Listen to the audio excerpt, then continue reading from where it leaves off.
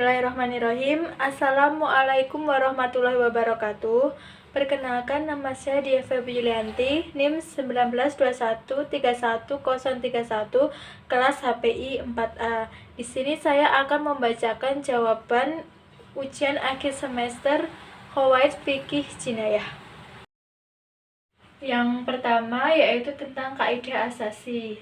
Kaidah asasi dibagi menjadi 5, yaitu yang pertama, perbuatan atau perkara itu tergantung pada niatnya. Yang kedua, keyakinan tidak hilang dengan keraguan. Yang ketiga, kesulitan mendatangkan kemudahan.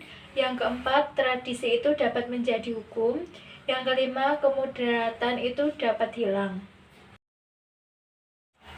Yang kedua yaitu tentang kaidah perbuatan atau perkara itu bergantung pada niatnya. Kaidah ini merupakan kaidah asasi yang pertama, dan kaidah ini menjelaskan tentang niat. Niat di kalangan ulama-ulama Syafi'iyah diartikan dengan bermaksud untuk melakukan sesuatu yang disertai dengan pelaksanaannya.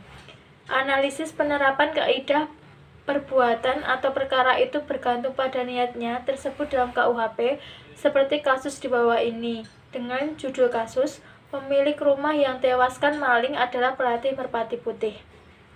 Selasa 12 September 2017 jam 2.55 waktu Indonesia Barat, Jakarta, Dani Rono yang menewaskan maling di dalam rumahnya diketahui menguasai bela diri. Andri, salah satu juniornya, menyatakan Dani adalah pelatih bela diri Merpati Putih di Kementerian Keuangan. Dia pelatih saja di Merpati Putih, ujar Andri. Sebelumnya Dani disebutkan sebagai pemilik ban hitam taekwondo. Ia berani melawan pelaku pencuri yang belum diketahuinya identitasnya, dan pencuri tersebut tewas. Pemilik rumah ban sabuk hitam taekwondo, jadi punya basic bela diri, kata Kapolres Metro Jakarta Timur Kombes Andri Wibowo. Informasi dari Polsek Makassar menyebutkan Dani masuk ke dalam rumah dan melihat ruang utama berantakan.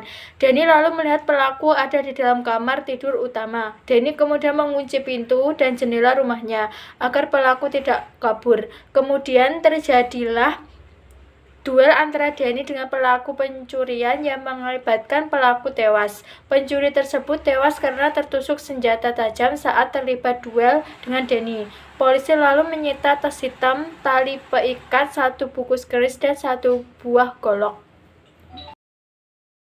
Apabila kasus tersebut dianalisis menggunakan kaidah asasi, maka kasus tersebut termasuk ke dalam perbuatan atau perkara itu bergantung pada niatnya. Apabila dalam KUHP, maka kasus ini dapat dihukum seperti halnya yang tercantum dalam pasal 388. Dalam pasal 388 yang berbunyi, barang siapa dengan sengaja merampas nyawa orang lain diancam karena pembunuhan dengan pidana penjara paling lama 15 tahun. Selain unsur niat atau al-khasdu atau kesengajaan, dalam KUHP terdapat tambahan istilah rencana dalam pembunuhan. 41 disebutkan pada pasal 340. Barang siapa dengan sengaja dan dengan rencana terlebih dahulu merencanakan nyawa orang lain diancam karena pembunuhan dengan rencana dengan pidana mati atau pidana penjara seumur hidup atau selama waktu tertentu paling lambat 20 tahun.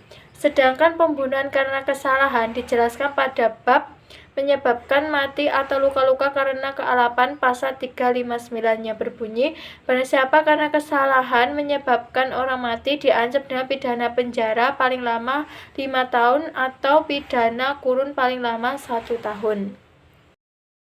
Selanjutnya yang ketiga yaitu salah satu muatan KUHP yang belum sesuai dengan kaidah hukum pidana Islam adalah asas legalitas. Asas legalitas dalam pasal 1 ayat 1 KUHP menganut ajaran legalistik formal yang kurang sesuai dengan nilai-nilai yang hidup di masyarakat Indonesia, yang juga mengakui hukum adat atau hukum tidak tertulis yang sesuai dengan ajaran legalistik material.